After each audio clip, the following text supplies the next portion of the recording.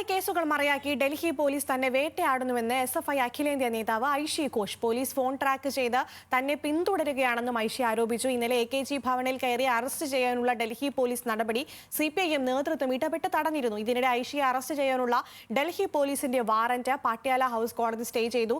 ഇതിനു പിന്നാലെയാണ് ഐഷി ഘോഷ് മാധ്യമങ്ങളെ കണ്ടത്. ഐഷി ഘോഷിനെ അറസ്റ്റ് ചെയ്യാനുള്ള നീക്കം ജോൺ ബ്രിട്ടാസ് രാജ്യസഭയിൽ ഉന്നയിച്ചത് വലിയ ബഹളത്തിനിടയാക്കി. സമരം ചെയ്താൽ ക്രിമിനൽ ആകുമോ എന്നാണ് കേന്ദ്ര സർക്കാരിനോട് ഐഷി ഘോഷിന്റെ ചോദ്യം. ഡൽഹി പോലീസിനെതിരെ ഗുരുതര ആരോപണങ്ങളാണ് SFI നേതാവ് ഉന്നയിക്കുന്നത്.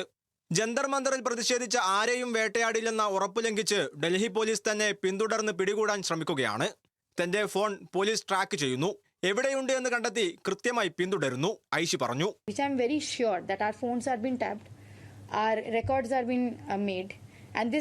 I have personally, in my capacity as a student also, has been raising for quite some time that wherever we are going, in whatever position we are, it is been heavily surveillanced. തനിക്കെതിരെ 15 കേസുകൾ ഡൽഹിയിലുണ്ട്. ജന്തർ മന്ദർ സമരത്തിൽ പങ്കെടുത്തതിന് പിന്നാലെ പഴയ കേസുകൾ കുത്തിപ്പൊക്കി police വേട്ടയാടുകയാണ്. കേസുമായി ബന്ധപ്പെട്ട് പോലീസുമായി നിരന്തരം സമ്പർക്കത്തിലിരിക്കെയാണ് അസാധാരണമായ നടപടി. രാജ്യത്ത് അടിയന്തരാവസ്ഥയാണോ എന്നും സർക്കാരിനോട് ഐഷിയുടെ ചോദ്യം.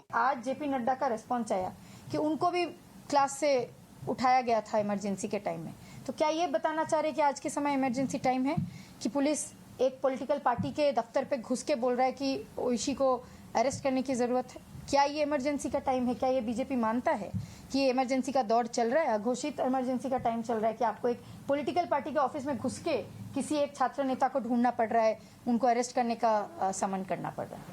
ഇന്ന് രാജ്യസഭ സമ്മേളിച്ച ഉടനെ ജോൺ ബ്രിട്ടാസ് ഐഷി ഘോഷിനെ അറസ്റ്റ് ചെയ്യാനുള്ള നീക്കം സഭയിൽ ഉന്നയിച്ചത് വലിയ ബഹളത്തിനിടയാക്കി.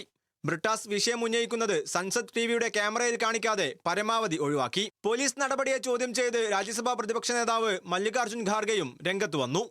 പാർട്ടി ഓഫീസിൽ കയറി അറസ്റ്റ് ചെയ്യാനുള്ള നീക്കം ജനാധിപത്യ ഇന്ത്യക്ക് നാണക്കേടാണെന്ന് ഖാർഗെ വിമർശിച്ചു. എന്നാൽ പോലീസ് നടപടിയെ ഭരണപക്ഷം ന്യായീകരിച്ചു. പോലീസിന്റേത് സാധാരണ നടപടി മാത്രമെന്നായിരുന്നു കേന്ദ്രമന്ത്രി JP നഡ്ഡയുടെ മറുപടി. അടിയന്തരാവസ്ഥ കാലത്ത് അറസ്റ്റ് ചെയ്യപ്പെട്ട കാര്യമടക്കം വിശദീകരിച്ച് പ്രതിരോധിക്കാനായിരുന്നു നഡ്ഡ ശ്രമിച്ചത്.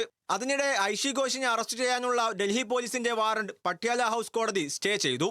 ഒരു ദിവസത്തേക്കാണ് അറസ്റ്റ് തടഞ്ഞത്. ഐഷി നാളെ കോടതിയിൽ ഹാജരാകുമെന്ന് SFI അറിയിച്ചു.